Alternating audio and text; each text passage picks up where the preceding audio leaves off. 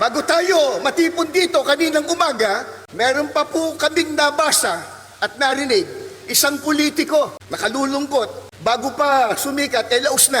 Nang makita po ang milyong ito, milyong-milyon na dami ng tao, abay sinabi niya kanina, kahit marami yan, minurya pa rin sila. Sino ba nagsabi sa kanya na tayo ang mayurya? Tumutulong tayo sa kanila na kanilang makita, na kanilang madama ang tunay na damdamin ng taong bayan na naglukluk sa kanila.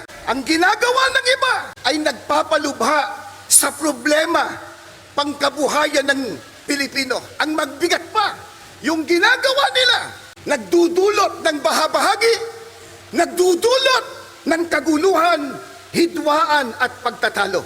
Nakalulungkot ang inuuna ng iba sa kanila, yung mga nagbubunga ng awayan, nagbubunga ng hidwaan, na alam naman nating lahat na ang ginagawa nila, pamumulitika lamang.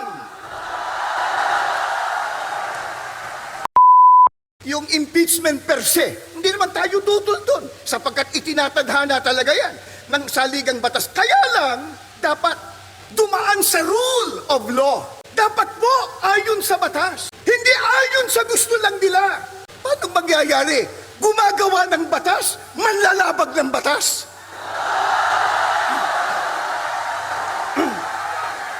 Unahin po natin ang tao, hindi ang kapakanan ng partido. Serbisyo po muna bago ang sariling gusto at benepisyo.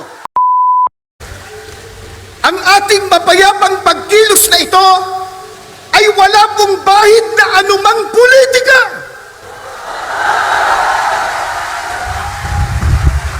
Ni hindi po tayo nanghihimasok sa mga pinuno ng ating bayan sa pag-ugit nila ng pamahalaan. Hindi po natin nais makialam sa pagpapatakbo ng pamahalaan ng ating bansa. Ano po ang nais ng maraming kababayan po natin at ng angaw-angaw na kaanib sa Iglesia ni Kristong narito ngayon? Ang nais po natin, ang maliit na tinig na ngayon ay pinagsasama-sama natin sa ating rally, mapakinggan naman ng pamahalaan.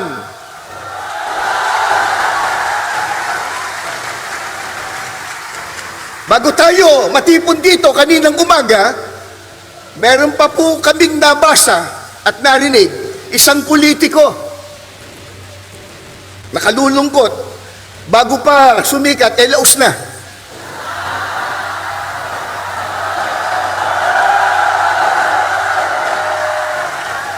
Nang makita po ang milyong ito, milyong-milyon na dami ng tao, abay sinabi niya kanina, kahit marami yan, minurya pa rin sila.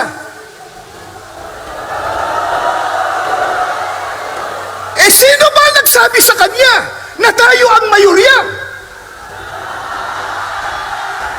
Pero, sa dami natin ngayon, at sa lakas ng tinig ng mga mamamayang Pilipino, parang tayo na ang nasa mayurya.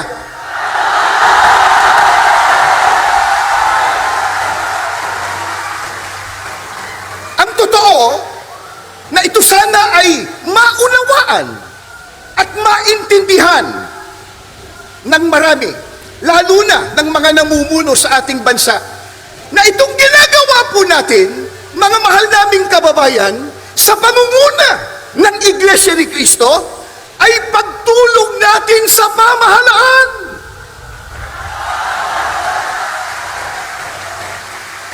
Tumutulong tayo sa kanila na kanilang makita, na kanilang madama ang tunay na damdamin ng taong bayan na naglukluk sa kanila.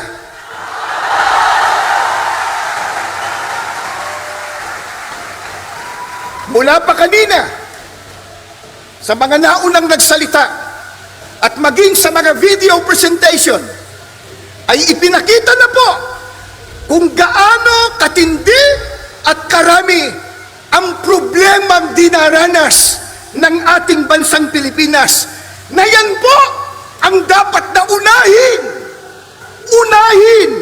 na asikasuhin at bigyan ng solusyon ng mga naluklok sa tungkulin o namumuno sa ating bansa.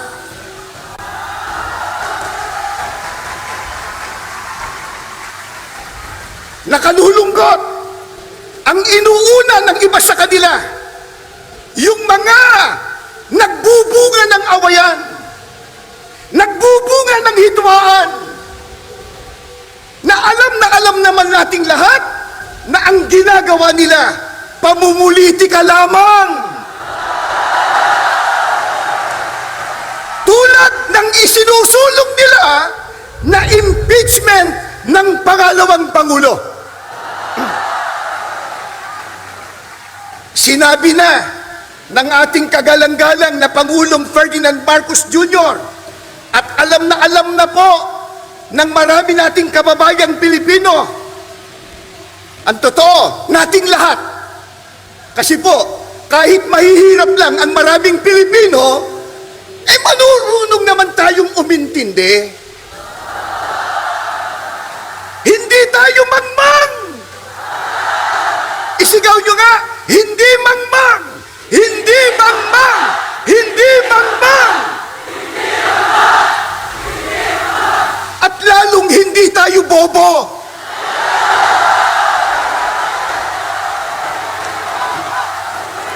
Hindi bobo!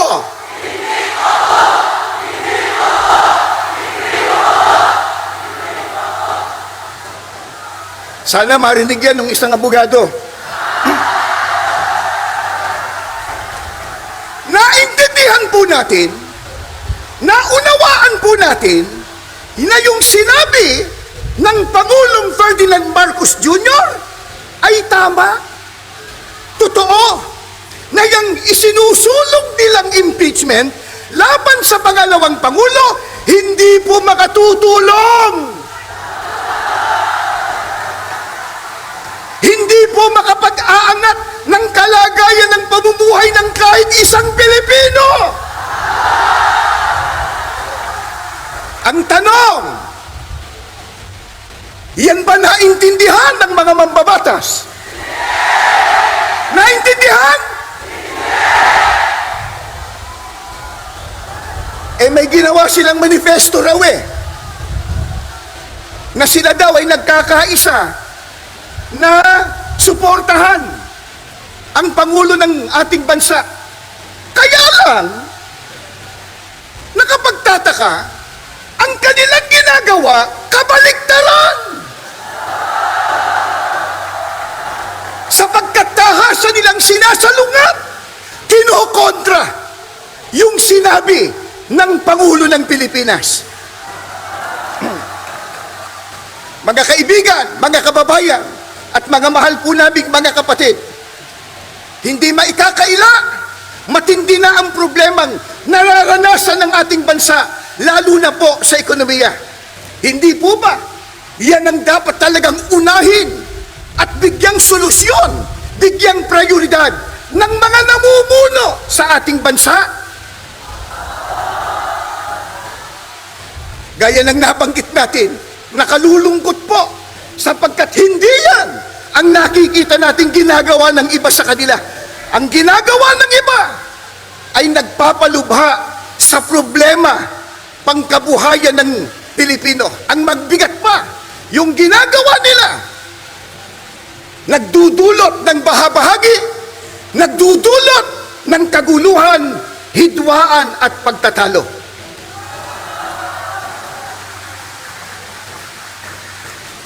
Alam po ng lahat, marami ang naghihikahos. Marami ang walang trabaho. Hindi pwedeng ikailayan. Nasa estadistika po yan. Isang araw lang, kahapon, di ho ba? Inilabas sa isang survey na 63% sa mga Pilipino ang nagsasabi na sila ay mahirap ang pamumuhay. Yan pong estadistika na yan. First, una, sa mahabang panahon, 63% nagsasabi, mga Pilipino, na sila po ay napakahirap ang buhay. Marami po ang salat na salat sa mga pangunahing pangangailangan. Pagkatapos, nakalulungkot pa, hindi matapos-tapos ang mga kalamidad sa ating bansa. Sunod-sunod na mga bagyo, pagbaha, pagputok pa ng bulkan, at nariyan pa po ang mga digmaan at kaguluhan sa iba't ibang panig ng mundo na sa ayaw man po natin at gusto, maaapektuhan tayo. Ito po ang dahilan. Kaya ating kinakatigan ang ipinahayag ng ating Pangulo na hindi tayo sang-ayon sa impeachment ng Vice Presidente. Dahil nakakaabala lamang yan, yung ganyang mga proceedings, sa pagbibigay po ng solusyon sa mga problemang ating nararanasan. Sa bagay po, maliwanag ng tinalakay ni Congressman Marcoleta, yung impeachment per se, hindi naman tayo tutol doon sapagkat itinatadhana talaga yan ng saligang batas. Kaya lang, dapat dumaan sa rule of law. Dapat po ayon sa batas. Hindi ayon sa gusto lang nila. Paano mangyayari? Gumagawa ng batas, manlalabag ng batas.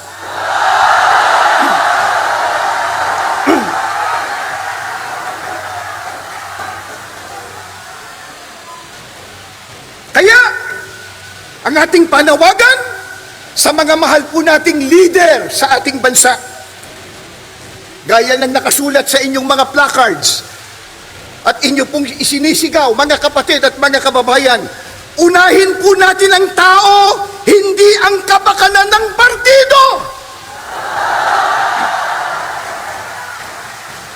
Serbisyo po muna bago ang sariling gusto at benepisyo. Ngayon ay 2025 na. Sa bagong taon ay unahin ang pag-unlad ng bayan, hindi ang pagbabangayan.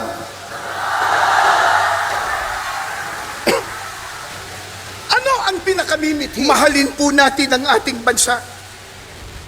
At mga mahal po natin, mga kababayan at mga kapatid. Isang mamamayang Pilipin. Baka sabihin nyo, bawat isang narito. Paano yan? Kaya tayo nagkaroon na ng pagkakawatak-watak. Nagutom ang iba. Gumasta kayo ng gagawin natin? Gumugol kayo ng panahon. Nagkaroon na ng bahabagi. Katakot-takot. Nagtalo-talo na kayo. Sakripisyo. Away-away na. Ano may pagkakataon bang malunasan? Ang po nating mata mo. Na yung unity ay naging disunity. Tuturuan tayo. Meron pa kayang pagkakataon? Ngayong nagkamahagi, naghitwaan, nagdulot ng kaguluhan na nakasulat sa malunasan, paano po maaayos ang sitwasyon ngayon? Ano po ang ipinakikita at binibigyang diin sa nangyari dito? Yung kahalagahan ng pagpapatawad at ang pagiging mahabagin at unawain. Yun nahuli sa akto. Di lalo na kung hindi pa naman napapatunayan. 133, 1 at 3. Masdan ninyo, mga mahal po naming kaibigan, pagkaligaya, mga kababayan, sa mga, at higit sa lahat mga kapatid, sa buong kapuluang Pilipinas, ang marami po'y nagtitipon-tipon din sa iba't ibang dako sa mga rehiyon at mga lalawigan. Gayaan niya ng Hamas. Nasabi ko na po sa inyo kanina, sa mga bundok. Alam po namin at alam ninyo kung gaano ang puhunan ninyo ang pagpapala sa dakila at makasaysayang rally ito na magpakailanman. Marami sa inyo na hindi na nakatulog kagabi para makamit po natin ang pagpapala. Marami sa inyo ang lalayo ng nilakan. Ang sabi po ng Panginoong Diyos, marami sa inyo na buya at natutoy sa makatwid. Ito. Pero mga kapatid at mga kababayan, masama ito. Ang lahat ng yan ay hindi po sa Diyos. Mabuti po ito. Ang lahat ng yan po ang sabi ng Biblia. Masdan yung pagkabuti at pagkaligaya sa mga magkakapatid na magsitahang magkakasama sa pagkakaisa. Mga kababayan at mga kapatid, ano ba itong ginagawa natin ngayon? Ang ating sinusunod na ito na pagkakaisa Isigaw at sama-sama natin muli. pagkakaisa ay ayon sa kalooban ng Diyos na inudyo sa kapamahalang pangkalahatan kapatid na Eduardo Manalo. Mga kapatid, nagpangkinig na ito, lahat ng hirap natin, lahat ng sakripisyo, alay natin sa Diyos at sa ating Panginoong Jesus. Sapagkat ang sabi pa ng Biblia, Maraming salamat po